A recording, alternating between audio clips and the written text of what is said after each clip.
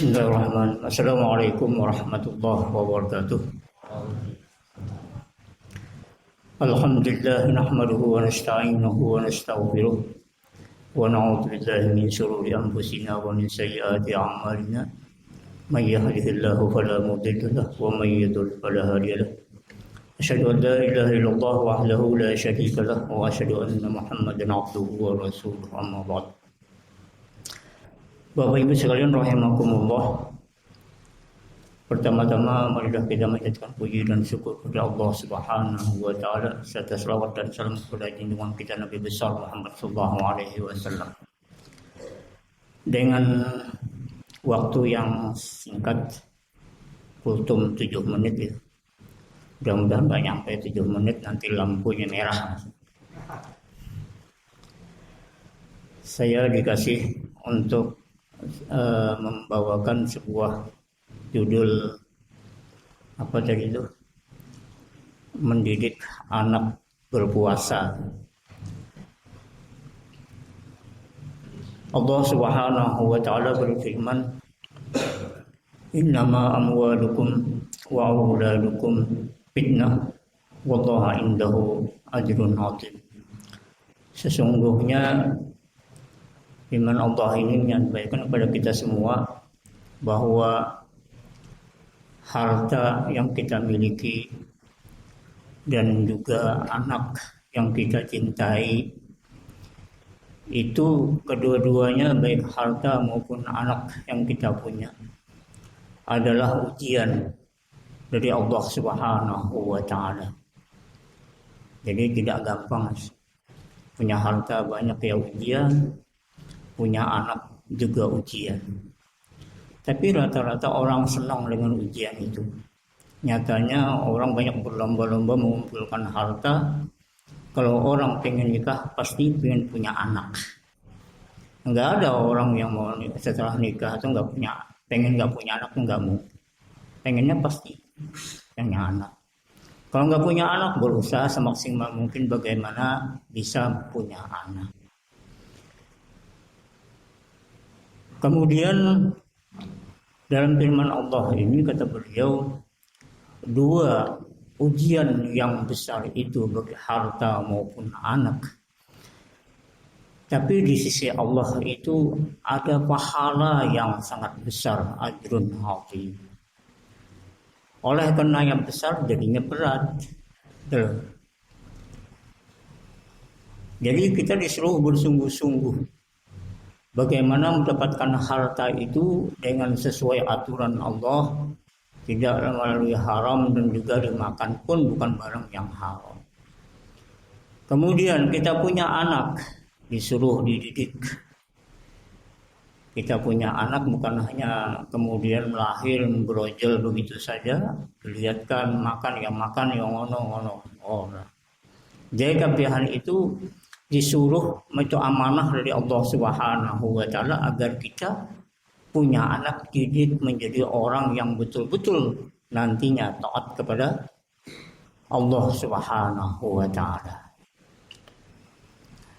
Persoalannya sekarang, bagaimana agar anak yang kita punya ini betul-betul nanti menjadi orang yang soleh, yang patuh dengan aturan Allah Subhanahu wa taala, perintah-perintah Allah, mau menaati. Para sarjana, baik sarjana dulu kayak Imam Al-Ghazali maupun Ibnu Khaldun dan lain sebagainya, sepakat bahwa untuk menciptakan anak yang soleh,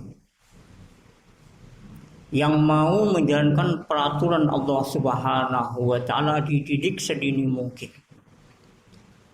Namun tidak ada batasan umur berapa mendidik anak ini, tapi rata-rata para ulama mengatakan lebih dini itu lebih baik. Paling tidak umur dari 3 tahun, 4 tahun udah mulai diberikan ajaran-ajaran bagaimana mendidik anak, termasuk puasa. Jadi ini tergantung kepada kedua orang tuanya yang mendidik.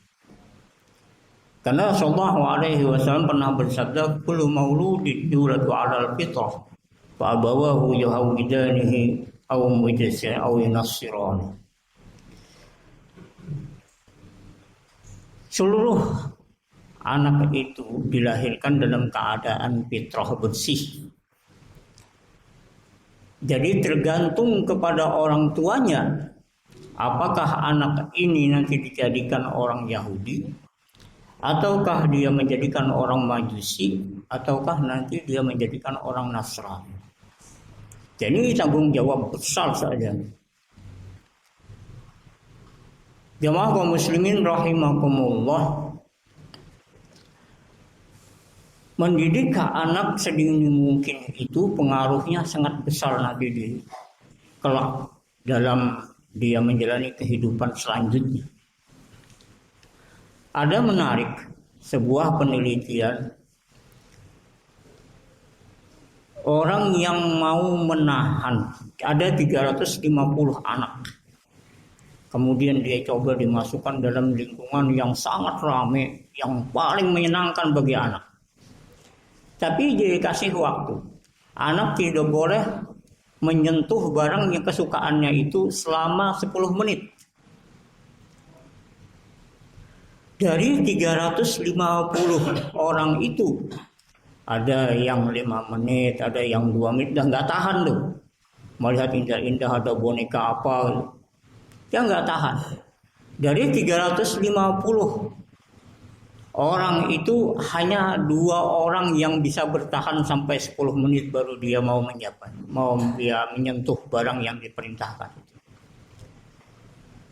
Jadi setelah 10 tahun kemudian, peneliti ini dia mengumpulkan lagi orang-orang yang pernah menjadi sampel penelitiannya itu. Ternyata anak yang tambah lama bisa menahan keinginannya untuk menyentuh itu justru lebih besar, dia lebih sukses. Pikirannya lebih cerdas. Dan dia lebih sabar menghadapi kehidupan yang dia hadapi. Jadi kemampuan dia menahan emosi yang tadi udah luar biasa keinginannya, dia tahan sedemikian rupa.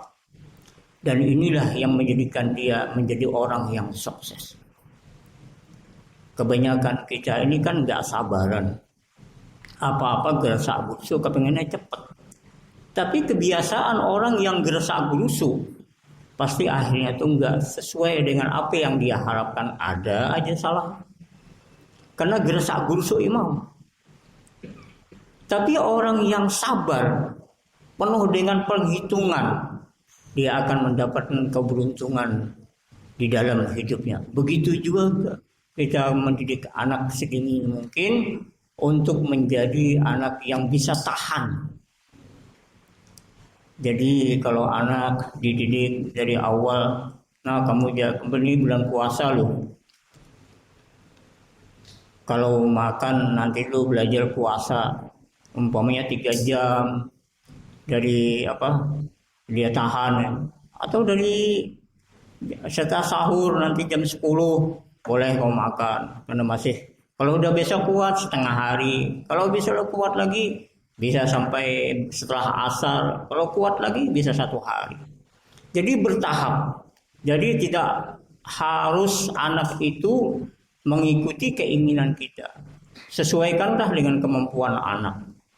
Jadi kalau kita bisa mampu menjalankan keinginan anak itu sesuai dengan kemampuannya, insya Allah dia akan berhasil dengan baik. Itu saja barangkali yang dapat sampaikan, belum sampai merah. Saya mohon maaf yang sebanyak-banyaknya. Wassalamualaikum warahmatullahi wabarakatuh.